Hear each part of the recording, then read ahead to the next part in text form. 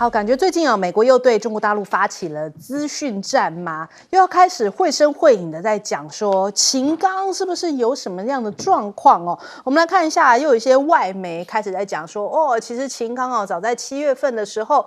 已经这个不在人世哦，这是 Politico 的爆料。他说，秦刚在今年的6月份在北京分别会见了斯里兰卡还有越南的外长以及俄罗斯的副外长之后呢，就离奇消失哦，讲成这个样子哦。他们讲说，这个俄罗斯的副外长还这个密告习近平，酿成了火箭军被大清洗。那所以我们看看两名接触过，这个报道当中讲接触过中国的高官人士透露，遭到习近平肃清的秦刚，早在7月底就一家这个专门为中国最高领导人治疗的这个军医院内死亡，死因甚至是这个轻生或者是酷刑所致哦，就描述的很像那种什么这种。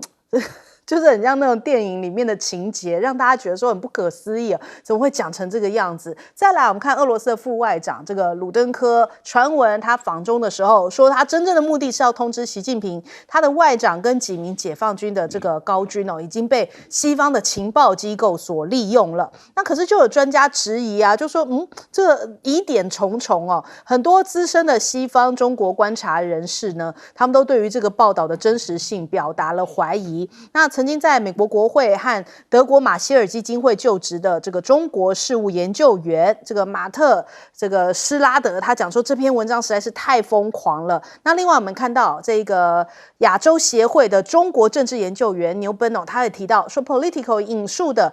有接触是什么意思呢？这些有接触到中国高官的人士又有级别有多高呢？他说其实就连多数党内人士都不太清楚最高层级是发生了什么事情，所以他是质疑这种来源感觉好像就是一种这种乡野上的这种传闻，或者是说刻意放出来的传闻，是打上非常大的一个问号。再来我们看看这个美国不光是靠武力来摧毁国家，是不是还有一些网络战呢？网络大亨达康他就谈到了俄乌战争的幕后黑手，他发文批评美国政府是如何介入乌克兰。其实从2014年的政变他就已经支持这个乌克兰的极端组织来协助纳粹以及这个 CIA 的狙击手的广场革命那他们其实就用无穷的宣传谎言还有违背协议、挑衅俄罗斯、制裁、经济破坏，还有代理战争、媒体控制、虚伪宣传这些方式然后后来呢，你看到这1-2年发生的俄乌战争他说美国还装出一副很意外的样子那其实自己还用这个国际的恐怖主义行动来炸毁了北溪管线。那事实上也对俄罗斯实施制裁，要迫使他们的政权来更替那最后是没有成功，因为普京目前还是在任的这样的情况。那这个中国时报他还有补充他说其实在2014年的时候，乌克兰的安全局密录电话的录音以及爱沙尼亚的外交部都声明当时呢这一个广场革命的录音是真的，都有发过这样的一些声明那他们在电话当中还谈到了，就是在广场革命期间呢，其实这个射手呢同时射杀了抗议民众跟警方，使得这个警民对抗的幅度升级到一发不可收拾的程度。所以美国已经从武力来干预其他国家，已经现在变成用情报或者是用一些这种虚伪宣传、媒体控制来摧毁其他国家了。那当然受害的就是这些代理人比方说像现在乌克兰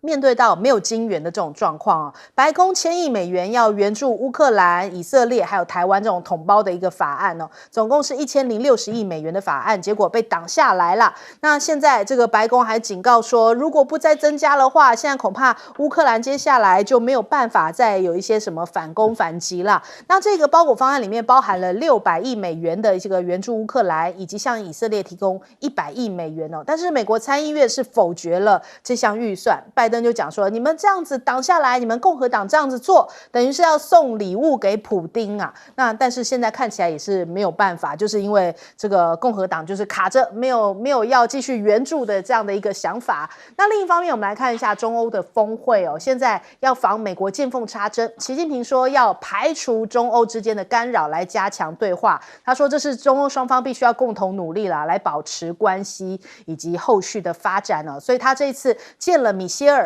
以及这个冯德莱恩就是欧洲理事会主席跟欧盟执委会主席啊，见了他们这2位。那陆媒也密集的报道这一场会见哦，就说这跟以往中领导人会见当天哦，还有更多其他的会务进展的披露是不太相同的。他只有报道说，他们有这样子的一个见面。那现在看起来中欧的发展呢，欧盟的官员也有会晤到这个习近平，然后聚焦现在目前贸易失衡的状况，因为看起来现在中欧当然贸易数字不断在往上增加哦。中国大陆自欧洲进口增加了5%，但是出口的话倒是有小幅的下降了几个百分点哦。也就是说，希望能够取得贸易平衡的状况，然后让中欧的合作更加的紧密。那我们来问一下亮哥的看法。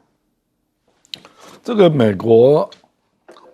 事实上是故意把乌克兰、以色列、台湾都放在一起了，他就想说共和党可能会对以色列有点戒心啊，不敢全部封杀啊，结果根本不管你啊。实际上里面乌克兰大概是600亿左右啊，那这个已经是一个危机了啦，因为上个礼拜美国今年承诺给乌克兰的预算就已经支用到97%了，所以真的没有钱了啦。而且美国这个情治单位的军官啊，他们也在对外放话，说乌克兰的弹药大概只能用到明年1月，所以就打完啦。对。可是这里有一个很实质的问题了，就是说这个也是拜登不愿意面对的啦，就是你再给乌克兰钱跟武器啦，那人呢？因为乌克兰现在连征兵也发生了严重的问题，因为已经有人发现他在前线的士兵平均年龄是30到40岁啊。那前线的士兵大家都知道嘛，他要强行军啊，要壕沟战啊，所以需要最好的体能，所以设定的年龄是18到24岁啊。所以你就知道他的精锐部队已经打完了。我说打完了就是没有办法打了啊，所以要么死亡，要么受伤啊。甚至英国金融时报估计啊，乌克兰人死亡加上受伤的士兵应该将近20万人，那他整体的兵力大概就是40万左右啊，那怎么弄啊？所以你再给他武器，再给他经济预算，他也没有办法打啊。而且还有另外一个是更麻烦的，就是人家发现大概今年6月以来的乌克兰的反攻啊，基本上大概只这个占领了俄罗斯占据的领土了，大概只有0.6%，所以这也表示它的大规模反攻是无效的。所以你把这几个因素放在一起嘛，那你接下来是冬天，你怎么弄啊？冬天啊，所以我觉得这个共和党认为这个仗打不下去是一个判断呐，而不是给钱就可以解决问题的。那拜登现在就是找不到 solution 就乱推了，开始说都是共和党你造成的。那明年1月大家在讨论说谁丢了乌克兰，他就可以说是共和党干的这样。好，来问赖老师。美国介入乌克兰的战争，我们其实在节目中讲了好几年了。因为2014年的那一场政变，美国的大使馆当天啊，因为这个太高兴了，所以马上开香槟。开香槟了以后，就对外就说了，他们花了几十年的时间，投下40亿美元，10年的时间40亿，总算成功的推翻了一个亲俄的政权所以扶持了建立了一个亲美的一个政权，这就是活生生的这个美国的手伸入乌克兰，而且本来国际社会就一致谴责发动政变，而在这个时候，美国跟欧洲的国家在第一时间就承认了那个政变，这个就是跟他们过去的道德标准是完全相反的。这代表什么？美国手确实深入，到现在才被证实。我很早这多少年都一直在讲这个概念。但是我觉得今天越来越多的人证实了我们当时的推论这代表什么？其实你各位想想看，服贸协议在台湾怎么会有一个服贸的这些大运动？然后为什么会戛然而止？就是因为当这些学生去冲战行政院的时候，这个已经是脱轨了。那冲战行政院在大陆的眼中就是台湾发生内乱，那反分裂国家法第9条可以启动了。美国在这个时候，你看，马上就出手了，王金平就出来啊，就是可以摆平这个事情的。之前我们一直在强调，王金平应该要在这个立法院把这些学生赶走啊，怎么可以这样占领立法院？结果你看，一旦攻占了行政院的时候，这个活动突然间完全消失，怎么可能？这个叫做什么？高层有组织的计划，然后内外配合，啊，所以我不晓得王金平知不知道他是被利用，还是说他怎么样？我不晓得在王金平未来他的回忆录中看能不能写这段历史，他为什么选择在这个时候出手，而不是在第一时间出手？我觉得这个部分里面，然后跟美国也没有关系啊，然后民进党，我觉得这个未来看看有没有解漏的一些情报，例如说美国的国务院30年以后再解开他们当初封存的这些档案，可以看到服贸协议当初有没有外力的介入，这个东西都是可以讲的。另外，欧洲跟中国大陆的问题啊，目前我们可以看到，在这一次的会谈中进展有限，没有恶化，但是也没有进展。这代表什么？只要冯德莱恩还在位的时候，那中国要跟欧盟之间的关系要往前走一步，我觉得这个是不可能的事情。当初梅克尔花了好大的力量，才跟中国大陆签了一个中欧的这个保障相互投资协议。结果梅克尔自己也不晓得他为什么会提拔这个冯德莱恩来接这个执委会主席。你看这个案子在欧洲议会就被卡住了，冯德莱恩从来不推这个案子，而这个案子是梅克尔卸任前的代表作。结果欧洲跟中国大陆的本来相互投资可以往前走一台阶，就全部都被停到现在这么多年。你就可以看到一些人在重要的位置上，他一旦去做一些事的时候，他破坏性有余，建设性就不足。好，来问季老师。我想这一次就是说，冯德莱恩去这个开中欧峰，去北京开中欧峰会的时候，他之前他就说啊，他的贸易失衡的问题很严重。那个时候他的数据拿出来是说40%，这就增加了2倍多到4000亿，就是说中国大陆从欧盟的贸易里面赚的顺差是4000亿欧元，那相当大的一个数字。但很奇怪，就是这个可是去年的时候呢，这个数字呢几乎是这个4000亿的几乎1/2，就是说这1年2年之间就差了这个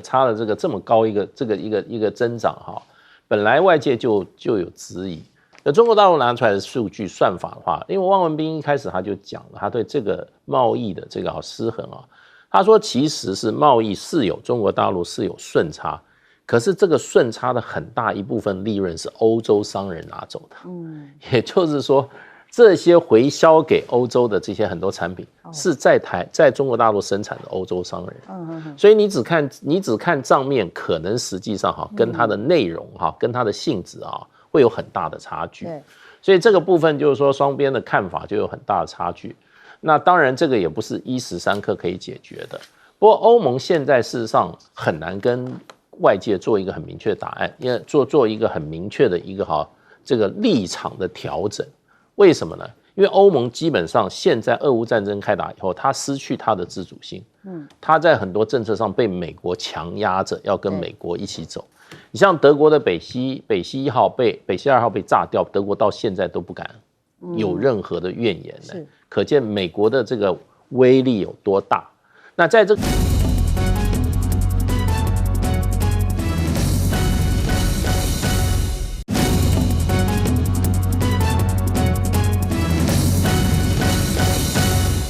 好，我们来看一下今天的最新消息就中国大陆的气球飘到了中线之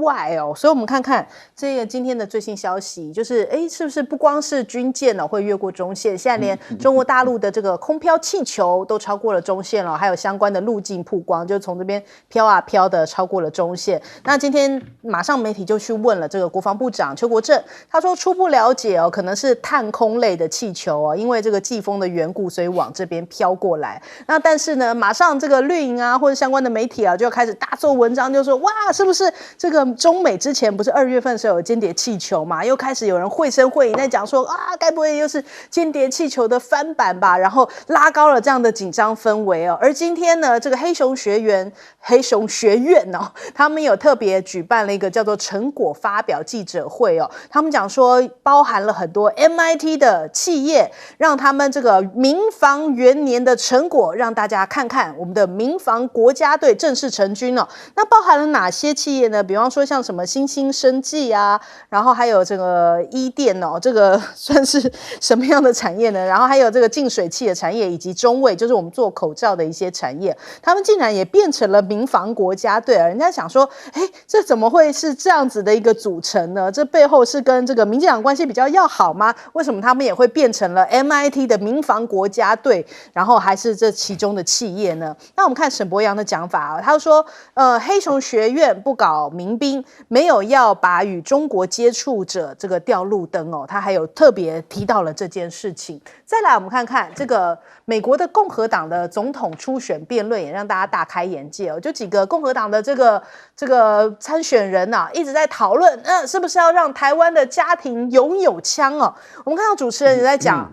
让所有台湾家庭哦拥有这个 AR-15步枪，以阻止解放军的入侵哦，这是一个认真的政策草案吗？如果不是的话，为什么还不停的重申呢？那我们看到这一位就是主张的，就是拉马斯瓦米啊，他是一位美国的企业家，就是他喊出了这一番话哦。然后他讲说，我确实认为这个宪法第2修正案哦，就是保障拥枪，就是美国的宪法第2修正案，是防范外国独裁者的重要方式，这在美国管用，为什么在台湾不管用呢？那就有人讲说，你要知道啊，那是在台湾啊，不是在美国啊，好像大概是这样的回应方法。我不认为美国的宪法权利可以给予台湾第2修正案哦。所以在这个辩论结束之后，这一位呢，就是克里斯蒂哦，他就对媒体讲说，我真的是受够了他的垃圾话，我就实在是受不了，怎么会不管用呢？当然不管用啊，那台湾怎么会用美国宪法呢？那再来我们看一下。美国的鱼鹰直升机在日本的外海坠毁，然后造成了8死。现在美军正式宣布啊，要全面的停飞鱼鹰这个机队。那他们这个美国的空军特种作战司令部最新的宣布呢，就是要全面停飞，要进行彻底的一个调查。那在确认安全之前是不会恢复复飞的。日本那边的一些就等于说舆论也在讲说，最好别再飞啦，他们飞得离我们很近不知道什么时候会掉下来，所以很担心那的确现在。日本不断的跟美国一起联合军演，他们的国内也有一些不同的一些质疑的声浪，就说我们真的要这个被推着走到战争的前线吗？那这一次是连澳洲也是首次的正式参加。我们看到产经新闻有报道，日本的陆上自卫队跟美国、澳洲一起来进行的山鹰联合军演，然后启动仪式在4号在陆上自卫队这边来举行。那联合的演训包含了日本的陆上自卫队这边的这个东千岁驻屯地还有这个朝霞驻屯地以及这个仙台驻屯地这3处，期间会一直到12月13号。所以呢，你看，就算日本人有一些舆论不同的声音但是哪怕被日本人讨厌，美国现在还是要抓紧着军演，为着要抗中吗？那首先我们来问一下亮哥，这个共和党这个初选的候选人拉法斯瓦米你就看出他的程度了。这个就是美国参选总统，反正他就是来出名的啦他的政见也不是只有这个荒唐他还主张把投票年龄提高到25岁就说年轻人不要投票了然后禁止所有的美国公司跟中国做生意，派军队维持美墨边境然后还这个支持各州直接实施禁止堕胎令这个反正就是不可思议了那他就宣称他支持川普嘛，所以主张泽伦斯基立刻做出重大让步，结束俄乌战争这样这个根本是能够进入决赛的机会是负数啦，不是零完全没有机会的啦就是来出名的嘛，来嘴炮的啦。那因为是候选人嘛，所以就会变成新闻了，就这样可是他的政策是没有人会讨论的啦，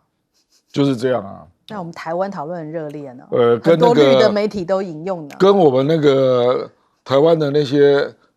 这个支持王义川拯救义川大兵差不多啦，跟那群人差不多啦之类的。学院这个做点民防是没有关系啦，实际上我对他也没什么意见，只是说你不分区排在第一啊。那凸显你民进党第二，就男子组第一了，我们都讲男子组第一啊，就是你把它排在第一，就这个代表了民进党的精神变成这样吗？你排在第10，我当然没意见啦。你排第一啊，排第一就是民进党黑熊化嘛，你把认知作战跟巷战、民防当作是民进党的首要任务嘛，那事实上他也坦诚啊，说他有去那个收集一些乌克兰的实际的状况，然后还交给国安单位啊，那国安单位也接受了他的资料啊，那你这个当然会让人家觉得你就是在搞台湾乌克兰化嘛，这人家一定会这样联想的啦，所以我说从这里不是说这个沈伯洋怎样，而是说赖清德啦，就赖清德的领导智慧有问题啦。你要拉各种人进来当不分区，当然可以啊。可是排名第一，不管是男生或女生啊，这代表你这个党的主要的精神嘛。你连这样的一种敏感你都没有，这有点不可思议了。亮哥，我好奇，像绿营的支持者真的对这个名单很满意吗？因为我们就是在野看，会觉得说很夸张，把沈伯洋排那么前面。所以你就可以理解为什么国民党现在政党支持度会比民进党高嘛。就是民进党作为一个整体，我们就必须讲大实话啦，就说赖萧的竞选能量超过民进党嘛。民进党的不分区当然引起抱怨嘛，所以有些人就不要投给你嘛。那我们这个老实的友谊兄啊，就是他的竞选能量不如国民党嘛，这个就是现实嘛。所以才说，比如说侯友宜今天就努力在提出那个。对人家买房屋的补贴嘛，对年轻人买房屋，他就要在这种加强啦，要让自己拉高啊。那赖清德是他尤其是加上萧美琴之后啦，他的竞选能量就是超过民进党嘛。可是我看赖清德没有办法阻止民进党往下沉沦呐，而且你还提沈伯洋来代表民进党，那就是让你继续沉沦嘛，就这样。好，来问谢老师。其实沈伯洋他说他不是搞民兵啊，那他到底在搞什么呢？他事实上你去看他的网站，他事实上是在做战争的准备啊。他一切都是做战争的准备啊。那他说我教你怎么包扎啊，怎么去救人啊，对不对？这也是民兵的工作之一啊。对，所以他做了很多，你们可以上他网站啊，他就是要做这个政府的这个战争的这个支援部队嘛，那就是民兵啊。我觉得为什么不是搞民兵呢？对，那你把你网站那些话，那拿出来跟大家解释一下，你到底想做什么？对，那你又叫部队，那黑熊学院，对不对？那你这个里面的就是一直强调的都是战争的时候人民要做什么，人民要做什么。那所以他被跟民兵联合在一起是。大家合理的一个逻辑推断，跟他自己想法可能也相去不远了。然后呢，这个要把与中国接触者调路灯这件事情事实上最近民进党政府已经起诉了，收押禁见了，已经几个这个就是说去大陆去参加大陆的相关的活动对，大概吃了几顿饭或者什么，他就说他是基本上是为大陆宣传了，已经起诉了。那个什么好像是外配的一个组织嘛，就是台湾的一个外配的一个组织，就是上个礼拜就直接收押禁见这不就掉路灯吗？对啊，而且在这个很多地方如果有兵凶战危的这个威胁的时候，比如说像这个乌克兰，它的亚速营就是跟这个黑熊部队是蛮像。你知道亚速营的起始点是哪？也是一群人民对，认为他的国家受到威胁然后呢，他们最早是什么？他们最早是足球流氓，就是说乌克兰的足球流氓。后来呢，他们变成什么？社会的正义之声他们直接帮政府去执行一些什么他们认为道德不正确的事情，比如说啊，这些舞厅，他们那时候雅树林就去砸人家舞厅啊，而这个时候败坏社会风俗，对不对？这个就是说，你如果说在组织民间的力量的时候你没有很告诉大家你到底的目的是什么时候，那很容易会失控的而且这个部分，他这种沈伯洋这种的这背景跟民进党有什么关系？当然是密切要不然为什么会把他提到这个不分区立委呢？对，显然让他把他的力量还要带到政治的舞台，政治里面去用政治的权力来加强黑熊学院。所以我觉得这个沈伯洋讲，他说不搞民兵就是有问题，就是大家怀疑他在搞民兵。那他没有要把与中国接触掉路灯，他也知道大家对他的疑虑，所以他现在出来解释。可是呢，最大的问题就是说，你干嘛？赖清德在这么敏感时刻，你要把这样的人搞去当立法委员，是立法委员的权力是很大的他是有政治权力的。你一个政党替这样子的一个所谓的这种动机跟目的都不明的这样子一个民间组织而且是跟战争相关的你到底要做什么？男生第一名，男生第一名，你到底要干嘛？这是增加大家的恐惧好，来问赖老师。我们最不能接受的是美国的共和党的一些政客他们对我们台湾的内部的事务指指点点，而且我觉得他们的心态态度是更要不得，他们好像就认为台湾是他们的附属品一样，他们可以予取予求，他甚至还认为美国的宪法的修正案第2条可以基于台湾本身，我觉得这是什么样的一个心态？而且这个人他是要选共和党的总统候选人，即使他赢的可能性并不高，但是再怎么样，我觉得这反映出美国共和党他们的这种心情、这种心态认为你看有多少个政客，包括前国安顾问，都说要发给台湾每个人一把枪。对，我觉得他们是什么样的一个心态，什么样的一种想法？每个人一把枪，黑社会的也是每个人一把枪吗？那如果黑社会，台湾的黑社会，或是贩毒者、吸毒者，这些每个人都是一把枪，那他毒品吸上来的时候拿那个枪到处乱扫，那台湾变成什么样的一个情况？然后黑社会的每个人都拥有这种冲锋枪 AK-47，那我们的警察怎么去执行勤务？那我们的整个社会会呈现出什么一个情况？然后如果他们这个军火商到时候给蔡英文施加压力，压力如果足够大的时候，然后蔡英文同意了，然后或是以后的赖清德同意了，或是这些所谓的这个民防组织，他们也主张他们应该要有拥枪的这样的一个设施，每一个人都要建立起民防的部队，那每个人都发枪的话，那台湾的整个治安怎么办？以后我们每一天要死多少人？以后每天有多少警察要被这些人杀死？以后有多少人走在暗巷里面蹦一枪就没了？我觉得这是一个美国已经够乱的，美国现在想在台湾制造另外一个比美国更乱的一个世界，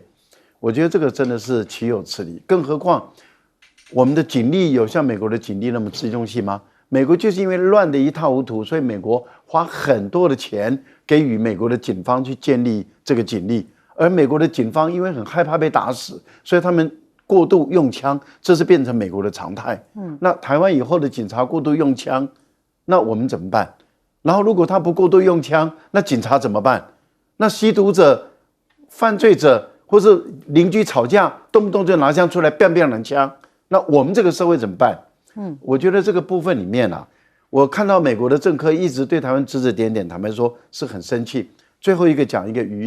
音直升机根本就是一个烂东西，我们已经讲了不知道多少遍了。设计奇特的东西不代表它先进，因为我们本身在战场中，我们最要的是先安全保障没有问题，就是它很难故障。可是一个军用器这么容易故障，你想想看，如果在战争的时候，它的补给、它的维修一定没有办法像平常那么的好、那么的完整的话，那这个飞机要掉多少架？我是觉得平海战斗舰已经够烂的，还要想办法卖给台湾来收拾这个烂摊子。现在日本人搞这个语音直升机，我也很佩服日本人，好像只要是美国人让他做了，他都吞下来，实在是跟蔡英文很像。好，我们先休息一下，广告之后马上回来。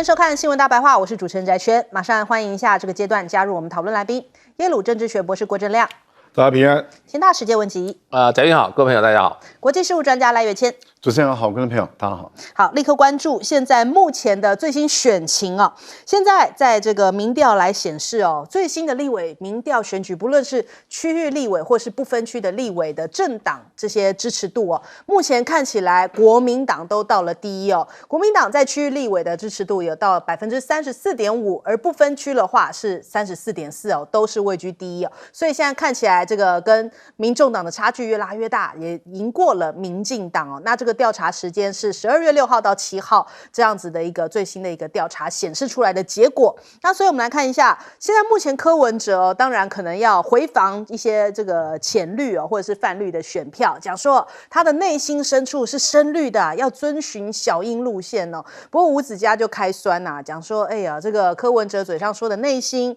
但恐怕他也只是随便讲讲而已哦，就有点吐槽他的感觉哦。他甚至还讲说，这个之前哦，柯文哲还让蔡壁如有点生气啊。他曾经听到蔡壁如抱怨说，柯文哲在蓝白破局之前哦，叫组织部的主任打电话给就是给蔡壁如说，你不会当选，以后柯 P 行程不会排你那边，这让蔡壁如非常的火大，还回呛柯说，我跟你同事30几年了，你怎么可以只叫下面的小鬼打电话给我呢？感觉上面好像这个蔡壁如最近跟柯 P 哦，真的是走得比较远一点哦，所以是不是现在柯 P 周遭哦，都比较是目前你看到像黄珊珊啊或者陈志涵这样子的人，反倒过去有这样革命情感的蔡壁如跟柯文哲有一点渐行渐远吗？那再来我们看一下，目前呢，很多绿营的人都把这个好像总统大选瞄准的不是侯友宜，一直在瞄准韩国瑜在打哦。那放出来都是一些绿营的这种侧翼啊，或者是人家形容小鬼难缠哦。比方说这个赖的靳总哦，他这个郭玉琴，他现在列在不分区嘛，他这个。就是我们所谓的万老师了，他就讲说啊，你看看，如果这个猫狗的这个图像啊，把猫前面再多加一条鱼的话，象征着这个猫咬着鱼，象征拒绝韩国瑜，要团结护国会哦。那我们也要这个阻挡韩国瑜变成立法院长，这件事情很重要。人家想说，这是不是有一点牵强哦？就是很难理解说这猫叼的一条鱼哦，就是阻挡韩国瑜，但反正他们开心就好了，这他们可能就是一种选战的一种讲法啦。那另外王义川也是一直在好像在蹭韩国瑜哦，就讲说哦，韩国瑜如果当上立法院长，恐怕是一场灾难。那09万现在变11万嘛，那他讲说韩国瑜曾经是被罢免的市长，现在走入到这个走入香港中联办哦，希望能够拒绝韩国瑜，共同守护国会。陈柏惟也出来讲说对韩国瑜的3个印象啊，迟到、喝酒啊，然后请假选总统。韩如果当选哦，外国看到韩国瑜就等于是代表我们呐。那我实在也不知道陈柏惟有什么资格，他自己不是也什么性骚造逃什么，他自己给人家印象也没多好啊，他还好意思这样出来讲韩国瑜哦。所以感觉起来韩国瑜也懒得回应这些人，不回应让你们也没有文章可以继续做。那再来我们看一下目前2023年现在票选出来的年度代表字，结果是个缺啊。那果然大家的心里面都很有同感，的确我们今年真的是什么都缺啊，缺蛋啊，缺药啊，缺电啊，更缺钱哦。因为现在物价涨得非常的高，很多人可能在经济上面都有缺口，因为缺钱哦，跟不上这个物价的涨幅，所以什么都缺。那我们看即时短评讲到现在台湾哦，从缺工到缺蛋，到底台湾人缺什么？现在其实哦，是对于政府的一种缺乏安全感的一种感受啊。我们不论是缺或是抢，都已经变成了台湾的日常。那这个政府到底给了我们什么样的一个就是都是一种负面的词。你看看过去8年哦，从蔡英文上任至今啊，我们看到这个整理出来的表格，从2016年的苦，2017年的忙人的忙哦，2018年的翻，然后2019年的乱2020年的疫，然后到2021年大家都宅在家，然后2022年的涨到2023年的缺，好像没有一个是很好的字眼呢。所以这个政府到底在做什么啊？躺了8年吗？那我们看看现在这个有一些网络上面的一些梗图在画。讲说蔡英文穿着国王的新衣啊，讲着居住正义、不缺电、非核家园呐，还有什么与世界接轨、吃莱猪、加入 CPTPP、护女权、司法改革哦。结果呢，这个8年下来，全都是一场空，都是国王的新衣，我们什么都没得到，我们只有缺啊。那再来看看现在最低工资，说12号就要表决来处理，可是问题是。你躺了7年呐，这个最低工资法到现在都还没有共识哦，所以是不是民进党还缺一个东西，要跟人民道歉呐？首先我们来问一下亮哥，这个要让韩国瑜当立委是100%嘛，他不分区第1名呢，对不对？所以你如果要让韩国瑜不当立法院长，只有2个逻辑啊，第一个就是民进党你想办法自己过半吧，那应该让区域立委出来讲话吧。像王义川他排名14，目前所有的民调显示他不会上啊。对啊。那另外就是不然请民进党出来宣布啊，说我们决定跟民众党结合成为立法院多数，那就保证韩国瑜不会上了嘛。对不对？那为什么民进党不敢宣布呢？因为民进党要过半不可能啊，过半要57席嘛。民进党估计最好的状况。他的安全席次也大概只有50左右，所以你应该去讲说我们要跟民众党结合啊，你为什么不敢讲？其实应该问他们啊，你们为什么不敢这样讲，对不对？就要么就一党过半，要么就跟民众党联合过半，那就可以挡住韩国瑜，不让他当立法院长嘛。那他为什么都不敢这样讲啊？我觉得第一个就是知道自己不会过半讲了就觉得吹牛。人家就觉得说你就不用吹牛了啦那第二个是，他跟民众党的关系非常的尴尬啦因为他还要 K 柯 P 嘞因为柯 P 最近蓝绿乱射嘛，对不对那这个民进党还不知道他的路子啦，所以现在也不敢乱讲那可是他们为什么会打韩国瑜？他们就误以为韩国瑜的仇恨值还跟当年一样。我觉得这个就是真的误判形势就非常严重了你要知道2020那个时候，因为我是高雄人，我很清楚就是你当1年就跑去选总统，对，那个时候确实有很多意见，那没有选上，后来被罢免嘛。我觉得那件事情到那里就了了啦，就是你已经重重的惩罚人家了，把人家罢免了那之后，坦白讲，韩国瑜人家这几年来都在做公益这个都是默默的，也在自我反省检讨，所以你看这次回来，他还是受到极大的欢迎那你这个时候还在用这个2020年那种 feel 想要打韩国瑜来得分这个就蛮奇怪的，因为我从来没有看过一个总统选举在打立法院院长候选人的，怎么有人这样打选战呢？对不对？所以那个赖清德就不想讲话没有人这样选的那民进党很尴尬啦，因为民进党打侯友宜不知道怎么打啦，因为侯友宜这个人就是比较没什么料可以让你去讲，他讲话比较谨慎嘛，他做人就是一个公务员，一个警官，对不对？所以他们想打赵康，我觉得赵康这个政治的语录比较多那可是选总统没有人在打副手的吧？又不是弊案，对不对？你只是他的言论有意见现在跑来打韩国瑜，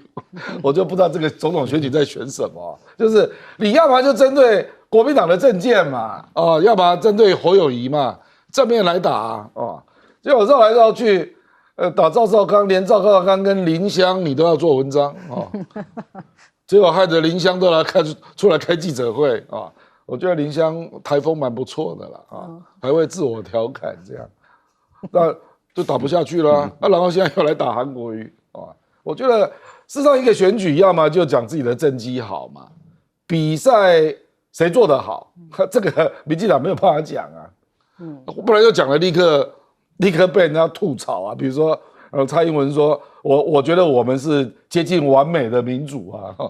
吓死人了700多天总统不开记者会的完美民主啊，然后要么就说我们经济表现非常好啊，那老百姓感受不到啊，要么就赖清德啊，说我们对中港的依赖已经降到38啊，他很高兴呢。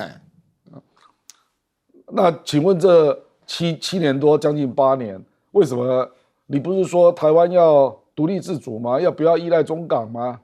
那为什么始终依赖中港经济的比重一直超过在马英九时期，对不对？我觉得他已经乱成一团了啦，是不知道该怎么去讲自己的政绩啊，讲了立刻被虚了哦。你刚刚讲到那个最低工资也是嘛啊，然后房价也是嘛啊，赖清德才讲一下，我感觉房价有在跌，就立刻被哭手啊，对不对？其他的背后领一大堆哦。都是有代表性的人，陈吉仲、陈时中，一大堆人啦，王美花啦，一大堆啦啊，所以就只好出来打人啦。侯友宜又不知道怎么打，所以只好乱打一通哦。现在已经打到韩国瑜了，这样。很混乱的一个战术啊。我们来问一下季老师。对，我看最近这个绿营的电视哈，就是2个目标，一个突然把王义川抬得很高，天天每一个节目都是王义川，结果知道哦他是不分区排名第14。他意思就要保送义川大兵，他要14的不分区上去，对。那你现在你自己的区域立委选情都不好了，对，那你还要你要来拉抬你这个不分区哈，那还不如在他这个不分区这个区域立委里面哈，他要有一些重点啦。可是他现在基本上就是在打这个拿韩国瑜出来，拿韩国瑜一直就在打韩国瑜。另外一方面。刚刚这个贵人讲的很没有错，他们现在目标重点好像真的找不到国民党有什么好打的。赖清德就是在讲什么，就是讲这个还是搞这个抗中保台，然后台湾怎么这个不会打仗，然后台湾要保持民主，他就是能够代表台湾的主权，就是这个论述，走到哪就这个论述。另外一方面，他还在继续打柯，打得很凶。到现在还是拿柯的各种的行为拿出来检讨，现在他们还是这个策略。对，那我不晓得他们是。整个选战策略就是这样呢，还是说他们没有东西好做了？因为他一讲，像赖清德每次一讲说我要做这个东西以后，然后萧美琴说要做这个东西，人家就在讲说你们执政了8年，你为什么不做？你为什么现在提出来才要做？这个就是一个很大的一个很大一个讽刺啊！所以我看了那个赖清德这个公车广告，就说这个生育补助8000块，对不对？然后呢，第1胎、第2胎还要加码这个部分我觉得就是已经几乎是在贿选了。那也是同样的问题，就是说你做副总统都8年了，为什么你不做？对不对？为什么台湾的这个什么都缺，可是买美国军火的时候都不缺，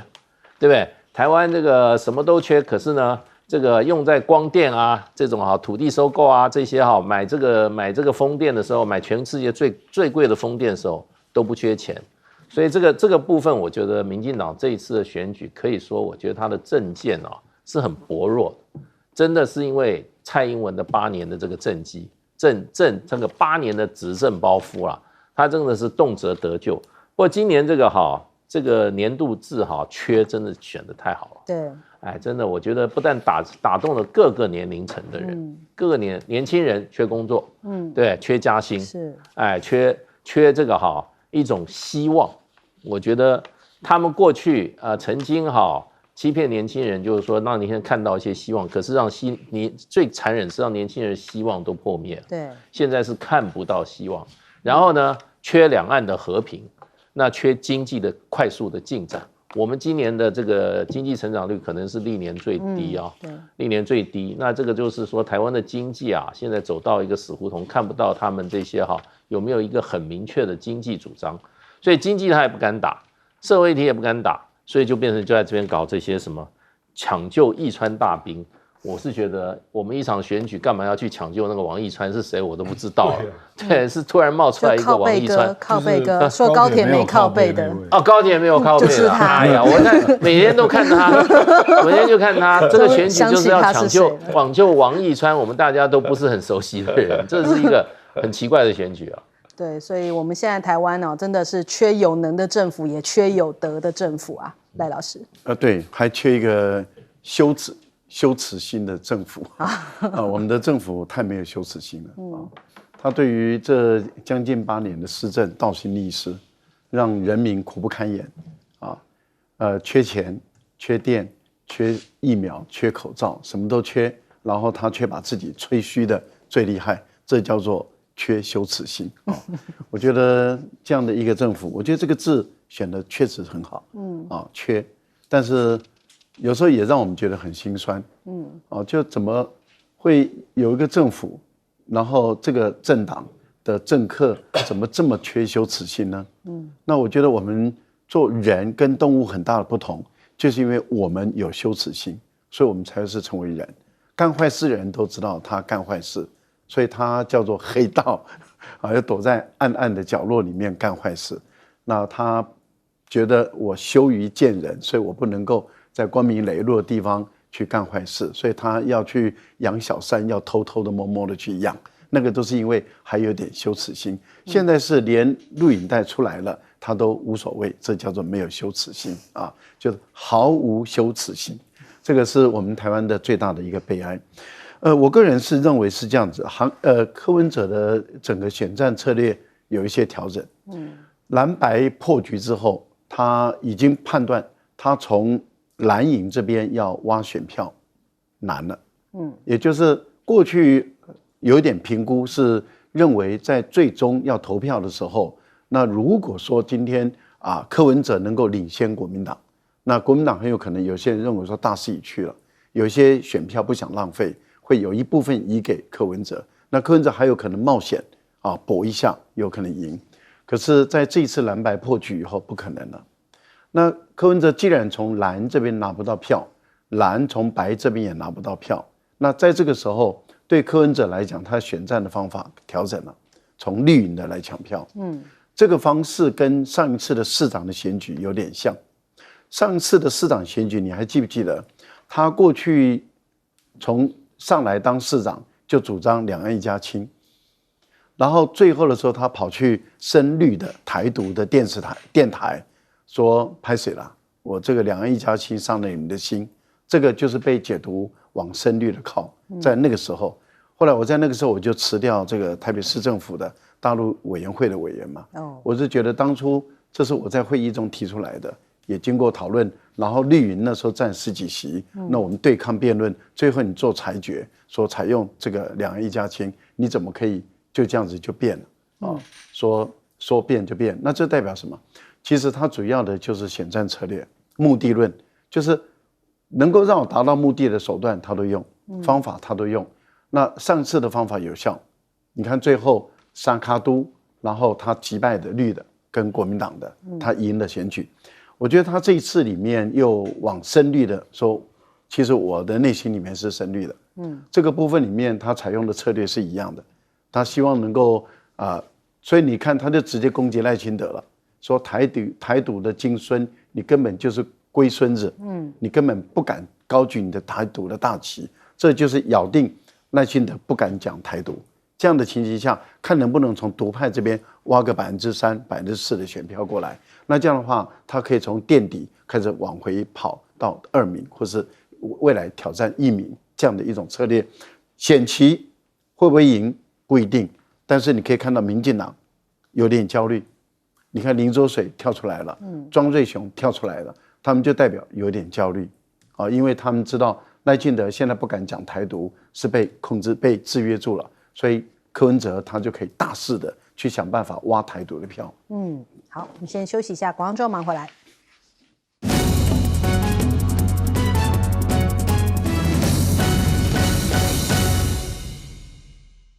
柯文哲就自己不